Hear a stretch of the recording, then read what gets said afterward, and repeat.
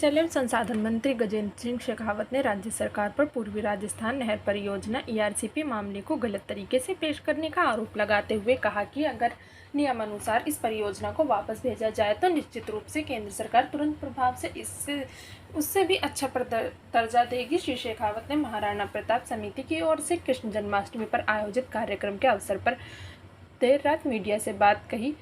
13 जिलों की ERCP परियोजना को राष्ट्रीय परियोजना घोषित करने के सवाल पर उन्होंने कहा कि राजस्थान सरकार इसे गलत तरीके से पेश कर रही है। देश में स्थापित नियम और जितनी भी राष्ट्रीय परियोजनाएं होती हैं उनके अनुसार 75% निर्भरता पर प्रोजेक्ट बनाए जाते हैं, लेकिन सरकार ने 50% निर्भरता पर प्रोजेक्ट बनाए हैं। उन्होंने कहा कि तत्कालीन वसुंधरा सरकार में भी CWUC ने पत्र लिखा था जब राजस्थान सरकार 50% निर्भरता पर प्रोजेक्ट के लिए तय क्यों जिद पर अड़ी हुई है, ये वही बता सकती है। उन्होंने राजस्थान सरकार पर आरोप लगाया कि वे मध्य प्रदेश से भी NOC नहीं लाई। इससे ऐसा प्रतीत होता है कि राजस्थान की कांग्रेस सरकार काम करने की मंशा नहीं रखती बल्कि काम अटकाने की मंशा रखती है। उन्होंने भगवान कृष्ण का जिक्र किया और राजस्थान में असत्य और अन्याय का शासन बताते हुए उसे उखाड़ फेंकने का आह्वान किया। मुख्यमंत्री अशोक गहलोत के बयान वे कांग्रेस अध्यक्ष नहीं बनेंगे के सवाल पर उन्होंने कहा कि अगर राहुल गांधी अध्यक्ष बन गए तो फिर भी नेताओं पर संकट होगा और पार्टी छोड़कर चले जाएंगे। एक अन्य सवाल पर उन्होंने कहा कि राजस्थान में भारतीय जनता पार्टी की ओर से आगामी विधानसभा चुनाव में